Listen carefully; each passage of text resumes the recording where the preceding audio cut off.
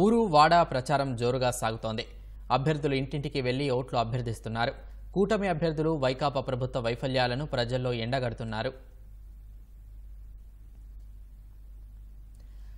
ఎన్టీఆర్ జిల్లా వీరులపాడు మండలం వి అన్నవరం, దొడ్డదేవరపాడు గ్రామాల్లో నందిగామ కూటమి అభ్యర్థి తంగిరాల సౌమ్య ప్రచారం నిర్వహించారు. ముఖ్యమంత్రి జగన్ మోసపూరిత హామీలతో అధికారంలోకి వచ్చి రాష్ట్రాన్ని సర్వనాశనం చేశారని సౌమ్య మండిపడ్డారు. సూపర్ 6 పథకాలను ప్రజలకు వివరించారు. ఇబ్రహీంపట్నం గ్రామీణ మండలం తుమ్మలపాలెం నుంచి కూటమి ఎమ్మెల్యే, ఎంపీ అభ్యర్థులు వసంత కృష్ణప్రసాద్, కేశినేని చిన్ని ప్రచారం చేపట్టారు.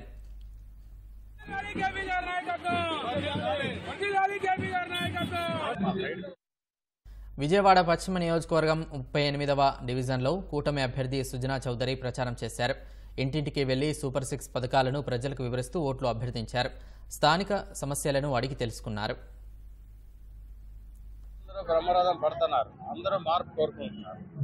ఈ అరాచక పాలన పోవాలి అంటే కమలానికి, సైకిల్కే ఓటు వేయాలి అనేది మేము చెప్పకముందే ప్రజలు చెప్తా ఉన్నారు. కాబట్టి మాకు బాధ్యత ఇంకా పెరిగిపోయింది. ఈ నియోజకవర్గంలో దుర్భర పరిస్థితుల్లో ఉంది. మౌలిక సదుపాయాలు ఏమీ లేవు. డ్రైనేజ్ కానీ, తాగే తాగునీరు కానీ, రోడ్లు కానీ, మెట్లు కానీ, ఏది కదిలిస్తే అది దారుణంగా ఉంది. ప్రతి ప్రజాప్రతినిధి కూడా వాళ్ళ బాధలు చూసి ఇంకా ఎక్కువ బాధ్యతతో పనిచేయాల్సిన అవసరం ఉంది. చేస్తామని చెప్తాం. నెల్లూరు ఏసీ మార్కెట్లో ఎంపీ అభ్యర్థి వేమిరెడ్డి ప్రభాకర్ రెడ్డి, అసెంబ్లీ అభ్యర్థులు నారాయణ, కోటంరెడ్డి శ్రీధర్ రెడ్డి ప్రచారం చేశారు. ఈ క్రమంలో వాటర్ సమస్యను వ్యాపారులు వారి దృష్టికి తెచ్చారు. కూటమి ప్రభుత్వం అధికారంలోకి రాగానే వ్యాపారస్తుల సమస్యలను పరిష్కరిస్తామని వారు హామీ ఇచ్చారు. ఈరోజు రాష్ట్రంలో అరాచక పాలన జరుగుతున్నది అందరికీ తెలిసిందే. డెవలప్మెంట్ అనేది లేదు. వ్యాపారస్తులు సక్రమంగా వ్యాపారం చేసుకోవాలంటే డెవలప్మెంట్ ఉండాలి.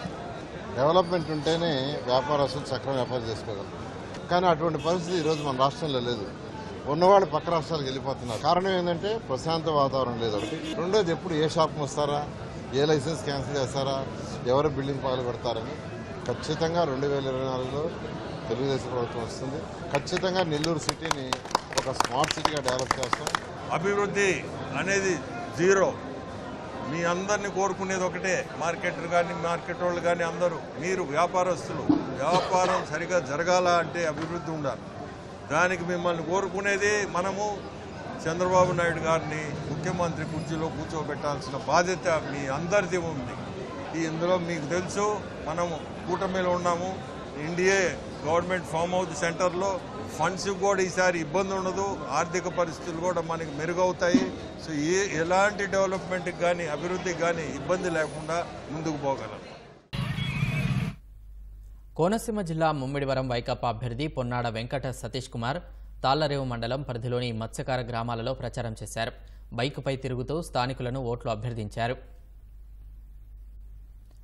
పశ్చిమ గోదావరి జిల్లా దువ్వలో కూటమి అభ్యర్థి అరిమిల్లి రాధాకృష్ణను గెలిపించాలని కోరుతూ ఆయన సతీమణి కృష్ణ తులసి ఇంటింటి ప్రచారాన్ని నిర్వహించారు.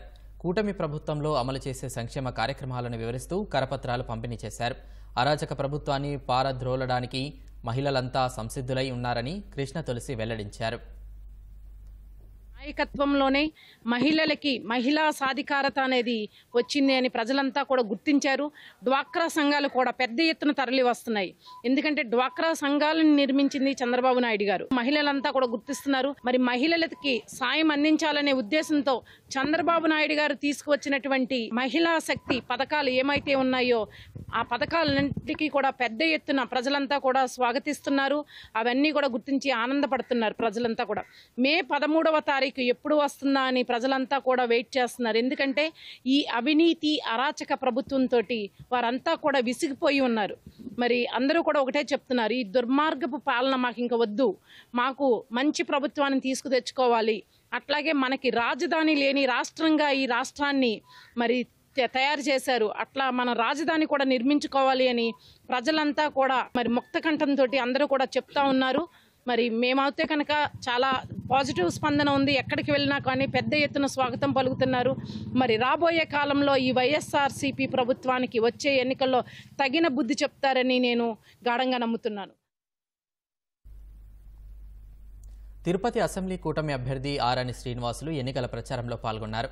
తిరుమలలోని బాలాజీ నగర్, ఆర్బీ సెంటర్లలో ప్రచారం నిర్వహించారు. ఆరణి శ్రీనివాస్కు స్థానికులు ఘన స్వాగతం పలికారు. తితిదే నిబంధనలకు అనుగుణంగా పార్టీ చిహ్నాలు, కండువాలు లేకుండా తెదేపా, జనసేన, భాజపా కార్యకర్తలతో ప్రచారం చేశారు. తెలుగుదేశం అధికారంలోకి రాగానే స్థానికులకు ఇది వరకులాగే ప్రతి మంగళవారం వెంకటేశుని దర్శన భాగ్యం కల్పిస్తామని హామీ ఇచ్చారు. ఇక్కడ ఈ పుణ్యక్షేత్రంలో ఈ 5 సంవత్సరాల కాలంలో కలుషితమైంది. తిరుమల తిరుపతి వెంకటేశ్వర స్వామి దర్శనం అంటే వ్యాపారం అయిపోయింది.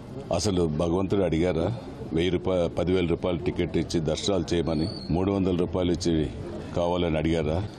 ఇటువంటి పుణ్యక్షేత్రంలో ఈ వ్యాపారం కొనసాగించే నాయకులకు కానీ ఇక్కడ అధికారులకు కానీ భగవంతుడు వెంటనే తగిన శిక్ష కూడా విధిస్తాడు. తిరుమల తిరుపతి అంటేనే ప్రపంచ పటంలోనే ఒక ఆధ్యాత్మిక రాజధానిగా వెలుగొందేటువంటి ఈ తిరుపతి ప్రాశస్త్యాన్ని, తిరుమల ప్రాశస్త్యాన్ని కాలరాసినటువంటి ఈ యాజమాన్యం, అదేవిధంగా ఈ అధికారులకు కూడా మరి స్వస్తి పలకపోతున్నారు. వీళ్ళు చేసినటువంటి మోసాలు, వీళ్ళు చేసినటువంటి తిరుమల తిరుపతికి అపవిత్రత ప్రపంచవ్యాప్తంగా కూడా తెలుసు. ఇంకా చెప్పుకుంటూ పోతే ఈ రోజున మరి చైర్మన్గా మన కరుణాకర్ రెడ్డి గారు వచ్చి దాదాపు ఒక సంవత్సరానికి 300 కోట్ల రూపాయలు అభివృద్ధి కార్యక్రమాలు గావించాల్సింది ఈ రోజున ఒక్కసారిగా 3 మీటింగుల్లోనే 1,500 కోట్ల రూపాయలు మరి వర్కులు ఇచ్చి దాని కమిషన్ అంతా కూడా ఆల్రెడీ తీసుకొని వాళ్ళ కొడుకు యొక్క అభ్యర్థిగా ప్రకటించుకొని అతని విజయానికే ఇతను చేస్తున్నటువంటి పనులన్నీ కూడా అని అందరికీ ఈరోజు ప్రస్ఫుటమైంది. వాళ్ళ ఎంప్లాయీస్ కోసం ఈ రోజున పీస్ రేటు గుండుగా చేసేది కానివ్వండి, ఇండ్ల ప్లాట్స్ కానివ్వండి, అదేవిధంగా తట్టలు కానివ్వండి, అదేవిధంగా షాపులు కానీ అన్నీ కూడా ఇల్లీగల్గా చేసినటువంటి ఈ కార్యక్రమాలన్నిటికీ మా ప్రభుత్వం వస్తానే వెంటనే స్వస్తి పలికి వాళ్ళందరికీ కూడా మరి శిక్ష అనుభవిస్తారని కూడా ఆ కలియుగ వెంకటేశ్వర స్వామి చూస్తూనే ఉన్నాడు. ఎన్టీఆర్ జిల్లా తిరువూరు కూటమి అభ్యర్థి కొలికపూడి శ్రీనివాసరావు ఎన్నికల ప్రచారంలో దూసుకుపోతున్నారు. ఇంటింటి ప్రచారంలో భాగంగా బాబు షూరిటీ, భవిష్యత్తు గ్యారంటీ, సూపర్ 6 పథకాలను ప్రజలకు వివరించారు. నియోజకవర్గంలోని 20వ వార్డులోని సమస్యలను స్థానికులను అడిగి తెలుసుకున్నారు. వార్డులోని ప్రధాన సమస్య డ్రైనేజీ వ్యవస్థను అధికారంలోకి వచ్చిన 100 రోజుల్లోనే పరిష్కరిస్తానని హామీ ఇచ్చారు. నియోజకవర్గం అభివృద్ధి చెందాలంటే సైకిల్ గుర్తుకు ఓటు వేసి గెలిపించాలని అభ్యర్థించారు.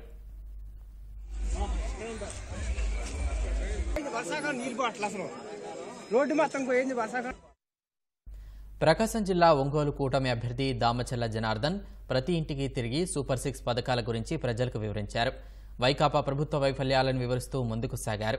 ప్రచారంలో దామచల్లకు అడుగడుగునా ప్రజలు ఘన స్వాగతం పలికారు. ప్రతి ఒక్కరూ తనకు ఓటు వేసి గెలిపించాలని ఓటర్లను అభ్యర్థించారు.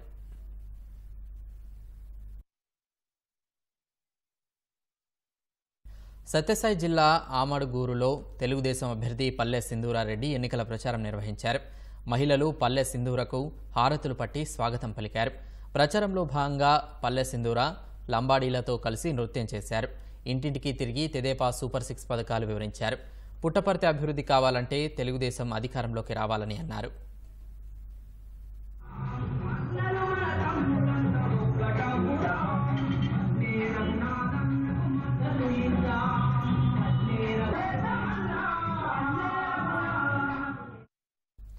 వైఎస్ఆర్ జిల్లా పులివెందుల నియోజకవర్గంలోని వేంపల్లిలో వైఎస్ భారతిరెడ్డి ముమ్మర ప్రచారం కొనసాగించారు.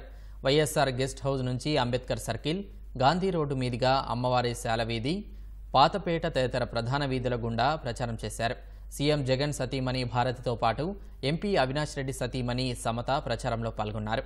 ఇంటింటికి తిరిగి ఫ్యాన్ గుర్తుకు ఓటు వేసి ఎమ్మెల్యేగా జగన్ని, ఎంపీగా అవినాష్ రెడ్డిని గెలిపించాలని అభ్యర్థించారు.